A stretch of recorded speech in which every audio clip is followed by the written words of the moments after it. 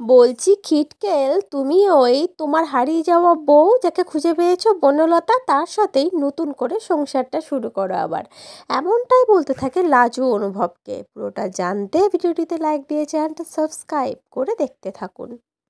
কোণে দেখা আলো সিরিয়ালের আগামী পর্বে আমরা দেখতে পাবো লাজু অনুভবকে বলতে থাকে, তোমাকে একটা কথা বলছি, মন দিয়ে শুনবে কিন্তু।